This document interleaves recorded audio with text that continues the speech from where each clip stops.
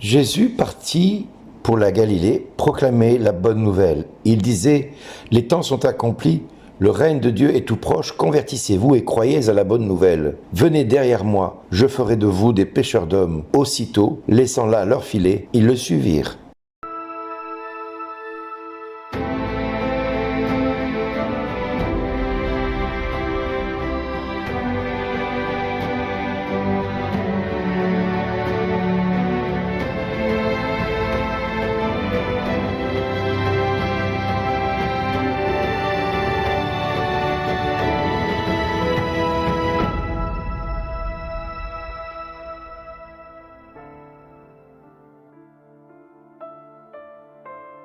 Bonjour les amis, et désolé si je vais choquer certains d'entre vous aujourd'hui, mais je ne peux pas faire autrement qu'avec cet évangile. Et je serais vraiment pas à la hauteur de ce que le Seigneur demanderait si je ne nous choquais pas un petit peu volontairement aujourd'hui. Convertissez-vous et croyez à la bonne nouvelle que nous dit Jésus.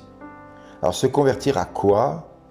Croire à la bonne nouvelle, de quelle bonne nouvelle s'agit-il? Pourrait-on pas dire par exemple convertissez-vous à qui? Bon, peut-être au Christ, c'est peut-être une des solutions. Mais qu'est-ce que cela signifie au fond de nous? Pour nous en tout cas. Si le Christ nous dit de nous convertir, il va peut-être dans son évangile à plusieurs reprises nous alerter sur comment nous devons nous convertir. Par exemple, il va nous dire dans Matthieu 10, verset 37, « Celui qui aime par-dessus moi son père ou sa mère n'est pas digne de moi. » Il va nous dire aussi aimer et donner sa vie pour ceux qu'on aime. Il va dire aussi aimer ses ennemis. Des exigences qui sont parfois un petit peu difficiles à entendre aujourd'hui. Se convertir signifie recevoir de la part de Dieu le don de la foi, être reconnaissant et rendre en nous la grâce de la charité, une grâce qui va être active. Se convertir veut dire aussi reconnaître en nous le Christ comme l'unique Seigneur et roi de nos cœurs. S'il est l'unique roi et Seigneur,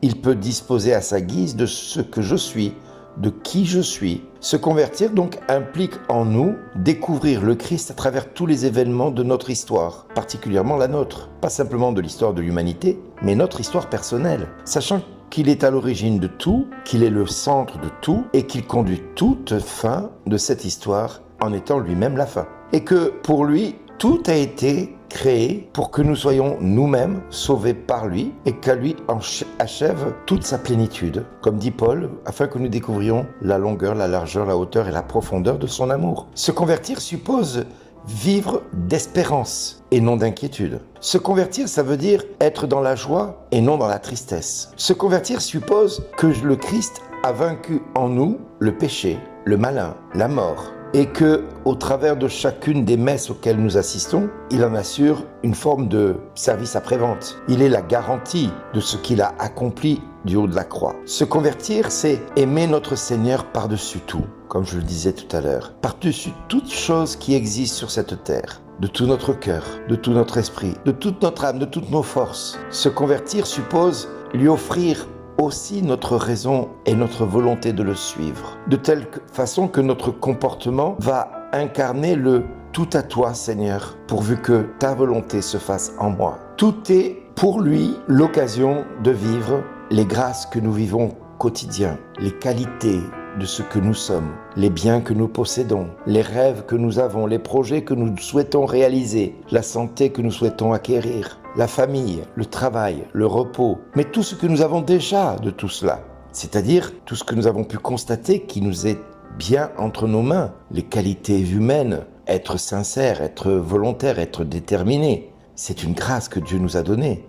Les biens que nous possédons, la vie déjà, mais les vêtements que nous portons, le toit qui nous abrite, l'argent que j'ai sur mon compte, la famille qui est autour de nous, qui n'est peut-être pas à la hauteur de ce que nous aimerions, mais elle est là, c'est un bien que Dieu nous donne. Les rêves que nous avons, avoir une maison, avoir des enfants, avoir un mari, une femme, avoir la santé, ça aussi c'est Dieu qui nous donne de rêver. Avoir des projets, dans tant de temps je souhaite faire ceci ou faire cela. Avoir cette capacité de projeter quelque chose pour moi dans l'avenir, c'est un don de Dieu. Projeter aussi la santé que j'ai déjà. Merci Seigneur pour cette santé que tu me donnes et la santé que j'aimerais avoir. La famille que je possède, elle est peut-être pas à la hauteur comme je disais tout à l'heure, mais elle est là. Tant bien que mal, elle essaye de faire de son mieux pour être à nos côtés. Et avec toutes ses maladresses et toutes ses faiblesses et toute son histoire, elle nous aime des fois maladroitement. Mais elle nous aime. En tout cas, c'est ce qu'on espère. Et c'est ce qu'on croit et qu'on constate avec des petites actions chaque fois qu'il est possible. Le fait d'aller chez eux et d'être accueilli, de ne pas être rejeté tout de suite, c'est une grâce. Les amis, et puis l'affection de tous ceux qui sont autour de nous. L'affection, l'amour, tout ce qui nous rapproche les uns des autres. Le travail aussi. Le travail peut être aussi l'occasion de rendre grâce à Dieu que tout vient de lui. Oui, je souhaite avoir un travail qui soit vraiment ce que j'aimerais faire, mais voilà, j'ai déjà un travail. Donc, merci Seigneur pour ce travail. Et puis, ça peut être un des projets professionnels. Je souhaite avoir un travail dans tel domaine. Mais déjà avoir ce projet de travailler dans tel domaine, c'est Dieu qui me donne cette grâce d'avoir ce projet-là en moi. Il ne vient pas de n'importe où, il vient de Dieu. Le repos que je peux obtenir aussi et le repos que j'ai. Par exemple, entre deux travaux, que je puisse me reposer. Le repos que je puisse prendre toutes les nuits pour pouvoir dormir dans un lit confortable. Ou pas. Le repos que je peux avoir aussi quand je viens de vivre une épreuve et que je peux déposer cela dans les mains de Dieu afin de me reposer de cette blessure que je viens de vivre. En fin de compte, tout ce qui m'arrive de beau, de grand, de puissant, de tout petit, de faible, de léger, tout ce qui est bon au final, c'est Dieu qui me l'accorde. C'est Dieu qui me le donne. Le peuple d'Israël déjà commence par dire « Dieu m'a donné ceci ou cela ». Et non pas « j'ai un bateau, j'ai une voiture, j'ai une maison, j'ai un chien, un chat, un poisson rouge, une femme, un mari ». Non, Dieu m'a donné. C'est la seule manière dont il conjugue le verbe avoir. Dieu m'a donné. Et donc tout ce que j'ai, tout ce que je possède, tout ce que j'ai dans ma vie, c'est Dieu qui me l'a donné. Donc il est normal que je lui rende l'action de grâce, c'est-à-dire la louange qui lui est due en fonction de tout ce qu'il me donne au quotidien. Se convertir veut dire quelque part aimer même Dieu dans sa volonté la plus compliquée pour nous en Christ, c'est-à-dire l'aimer au-dessus de tout et jouir de chaque instant comme étant un moment unique que Dieu me donne la grâce de vivre. Jouir de reconnaissance pour tous les événements que Dieu me permet de vivre. Alors ça inclut également les contrariétés, les blessures, les rejets, les incompréhensions, les moments de solitude, les moments de tristesse, de larmes, toutes les contradictions que je peux vivre, toutes les humiliations, les rejets, les maladies, et découvrir dans chacune de ces petites choses des parcelles de trésors que Dieu me demande de découvrir jour après jour. C'est de découvrir dans ces trésors ce que Dieu va manifester pleinement, cet amour que Dieu a pour moi. En clair, si tu le veux de cette façon, moi aussi je le veux. Je peux parcourir tout ce temps-là avec toi, si tu le souhaites. Si tu me laisses parcourir ce temps-là. En clair, si je suis capable de dire oui à quelque chose aujourd'hui, c'est parce que le Christ l'a dit en amont de ma vie. Il l'a dit pour que je puisse le prononcer. Il sait que je vais devoir le prononcer. Il sait que j'ai envie de le dire. Et il va le dire en amont de tout cela. Pour que nous puissions le dire avec sa grâce. Et pas simplement avec notre propre volonté. Nous pensons des fois que nous avons fait certaines choses par nos propres mérites, par nos propres forces. Sauf que le Christ a tout accompli en amont de ce que nous faisons. Ça ne veut pas dire que nous sommes des êtres préprogrammés pour vivre certaines choses. Non, mais le Christ, sachant toutes choses, le présent, le passé et le futur, il sait qu'on a envie de dire oui à telle chose, mais qu'on ne pourra pas le dire par nous-mêmes. Je pense le oui au mariage, le oui à décider de suivre le Christ. Eh bien, oui, se convertir requiert aussi reconnaître au fond de nous que le Christ a déjà dit oui pour nous. Et c'est pour ça que Simon, André, Jacques et Jean vont tout laisser là, sur place, leur filet et aller avec lui pour le suivre. Une seule fois, ils vont entendre cette voix « Je ferai de vous des pêcheurs d'hommes » et à l'instant même, ils laissèrent tout et se mirent à suivre Jésus. Se convertir donc signifie faire en sorte que Dieu soit tout en nous le premier. Reconnaître qu'il est à l'origine de tout et qu'il permet que les épreuves que nous endurons soient source de grâce pour nous convertir un petit peu plus, pour accepter les bénédictions dans notre vie. De même que les péchés, avec leur peste, cachent en nous ce qui a de laid, mais cela nous vaut le salut, comme dirait saint Augustin. Heureuse faute qui m'a valu un si grand salut. Eh bien, si nous pleurons les péchés parce qu'ils sont durs à vivre et à endurer, eh bien ceci transforme en nous comme des moments de pépites d'or précieux par la miséricorde de Dieu. En fin de compte, quand nous laissons en nous Dieu préparer le chemin de notre vie, lui faire confiance pour notre vie, tout en lui disant « Seigneur, j'accepte de faire ce que tu vas me demander de faire aujourd'hui, même si c'est dur, je sais que tu as déjà dit oui pour moi et que tu as déjà fait et pris ce chemin pour moi pour préparer ma vie. » Alors préparer notre vie, c'est l'acte caractérisé de l'amour de Dieu en chacun de nous. C'est un acte manifeste de la présence de Dieu dans notre vie. Il ne fait pas de nous des chrétiens de génération spontanée.